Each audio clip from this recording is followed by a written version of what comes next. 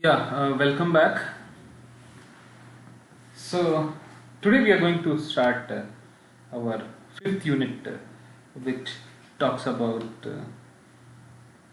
quality and quality assurance.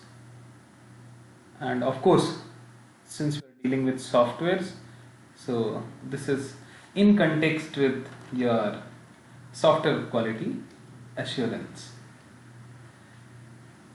And probably some of the terms which we'll be using might be familiar with you. uh, for example, we'll talk about your CMM model, which I have used n number of times in our class lectures. And in this particular unit, we will talk about your quality planning and control, quality improvement process, and the evolution of your software quality assurance, which is also called as SQA, some of the major SQA activities, and some of the issues associated with software quality assurance. Then there is a term which is called as zero defect software. So we'll talk about that as well. I know I still can recall I had introduced this particular term long back in our um, classes when we were having the physical classes in our lecture halls. Then we have software quality assurance techniques, then some of the statistical quality assurance, then the total quality management, and several standards and processes.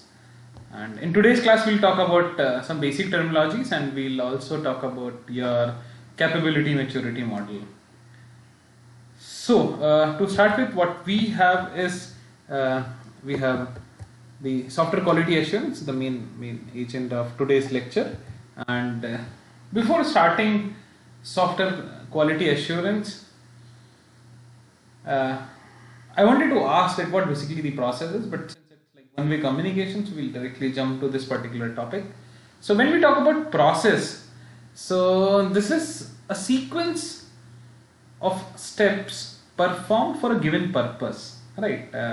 You may also call it as a set of recurrent or periodic activities that may interact to produce a particular result. Like so, for everything there is a process. To get into an engineering institute, there is a process which you have to follow, processes and procedures, right?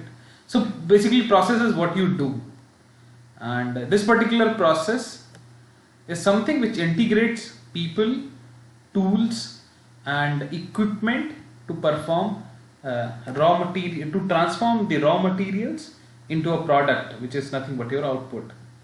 And this output is of some value to the end customers, right? And that's what the entire meaning of and the purpose of a process is, right? So what we have is I have tried to explain it with the help of a diagram, that I have certain tools and equipments.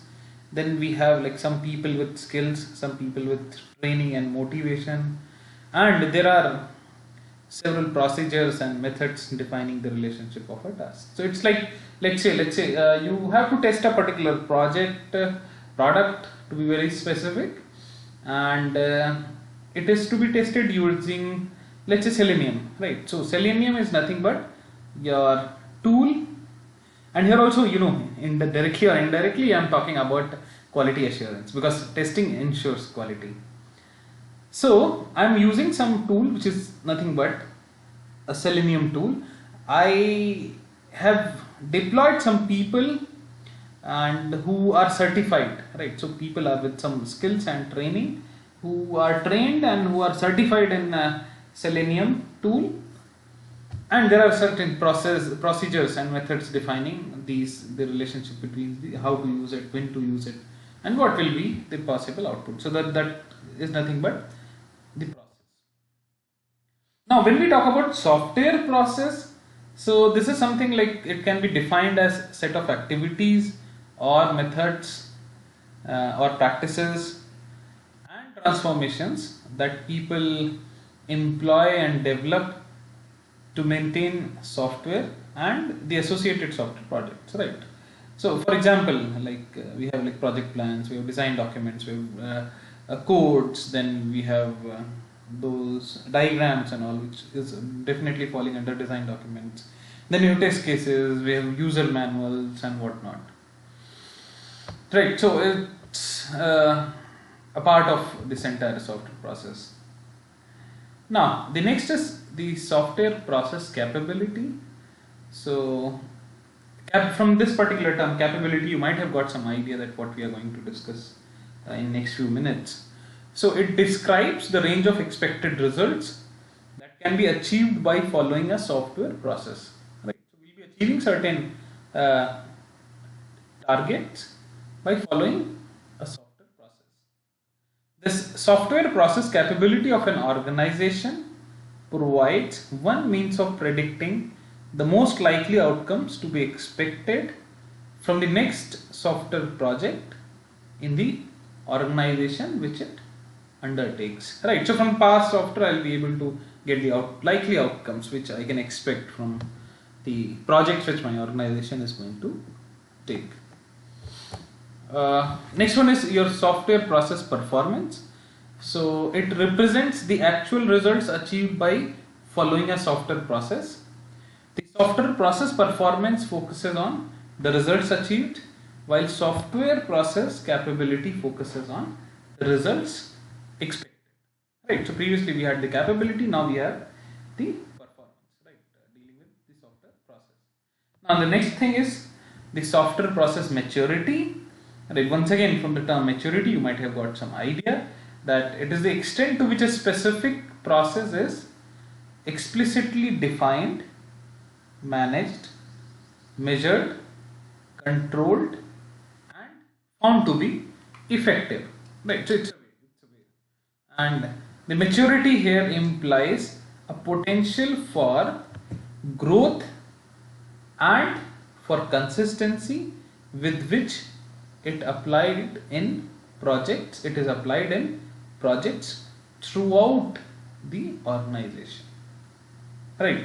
So it's like for all the projects which are there in the organization, I am going to apply all these processes and all. Now the question arises: what are basically the software processes? Right. We were talking about processes and procedures and whatnot. So a software process can be defined as set of activities, methods, practices and transformations that people employ and develop to maintain software and the associated software products. For example, like project plans, we have design documents, we have code, we have test cases, and we have some user manuals. Now this was all about software process. Now the next question is what basically organizational culture is, right? Because organizational process we were talking about. So this can be summed up as that's the way we do things around here, right? In a particular organization, this is a culture and that's how we do these things. The determinants of organizational culture is its infrastructure. Organizational structures, policies, standards, training, facilities and tools, these things also contributes to organization's culture, right? So everything comprises of the organizational culture. Now the next thing is institutionalization. So it is the building of infrastructure and culture to support the methods, practices and procedures so that they are the ongoing way of doing business, right? So all kind of support, infrastructural support, the cultural support, the methods, the practices, all these things are the part of institutionalization. The result of institutionalization is the deployment of software process that are effective, usable and consistently applied across the organization. And this is all about institutionalization. Now coming back to what topic we started with, The question is, what actually is this software quality assurance? Right. So one thing we got to know that there is something called as assurance. Process we have already talked about. So there is something called as assurance, right? So basically, when we talk about quality assurance, assurance means that okay, this is what I guarantee, right? When we talk about quality assurance, so it is a way of preventing mistakes and the defects in the manufactured products and avoiding problems while delivering the products or services to the customer. So it's basically ISO 9000, which defines it as a part of quality management focused on providing confidence that quality requirements will be fulfilled. Right, so we have like quality assurance standards as well, right, which is ISO 9000. So customers' satisfaction to survive and thrive in increasingly competitive world. That's what your software quality assurance is. So software quality is a weak line in developing high quality products. Right, ultimately my ultimate aim is to develop a quality application, right? And for that sake I need to look into software quality assurance part as well.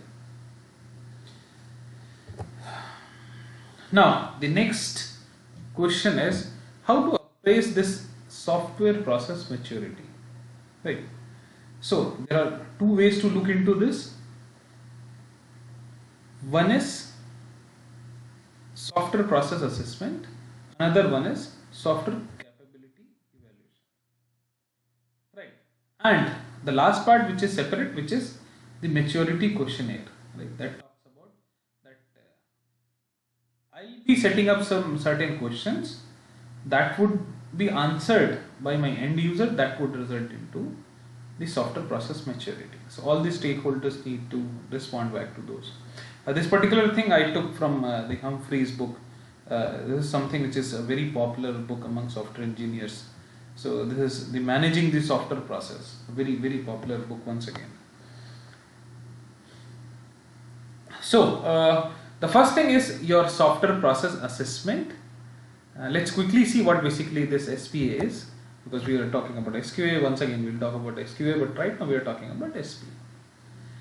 So an appraisal by a trained team of software professionals in order to determine the state of an organization's current software process, to determine the high priority software process related issues facing in an organization, and to obtain the organizational support for process improvement. So basically this particular assessment is a critical step in an internal process improvement. Right, this particular thing is something which is the internal process improvement. So the next one is your software. If we started with software process assessment, this is like software capability evaluation. So in this particular thing, what we do is that a software capability evaluation is an appraisal by a trained team of professionals to identify the contractors qualified to perform the software work or to monitor the state of software process used on an existing software. So from the title itself you might have got some idea that it says that software capability evaluation, right? So capability evaluation, so definitely I am going to go ahead with some kind of estimation, do some kind of estimation that can be done by a trained team of professional, right? So those people will be monitoring, and those people will be will be evaluating and giving some particular inputs, right? So this is your software capability evaluation. Now next one is your maturity questionnaire, right? What I am trying to say here is, I haven't added any text because this is something which is a very deep topic, right? But for us it's like I need to give you some basic idea. So this came from Software Engineering Institute. Your maturity questionnaire came from this Software Engineering Institute, and even a very phenomenal paper came in the year 1994. It's not only, it's a white paper kind of thing. So that talks about maturity questionnaires and all, and this particular part once again came from the mecca of software engineering, which is SEI, Software Engineering Institute, Carnegie Mellon University, CMU. So maturity questionnaires will be having the questions in order to compare, and in order to go ahead with a particular document which will be containing questions about the implementation of the important software practices which are there and followed in your organization, or the questions which are organized in a group of key processes areas such as your software project planning or software configuration management, and so on and so forth. So then you are supposed to fill some answers, right? So it would be a kind of like questionnaire that we'll be using the optical scanning technology to enter your answer. So please print or write neatly through the questionnaire. So you will give some inputs that okay, for online teaching or maybe for speedy evaluation process, you can do this, you can do that. So that kind of maturity questionnaires are. Now next part is your evolution of the CMM, right? So for CMM, maybe we will talk about CMM in the next video.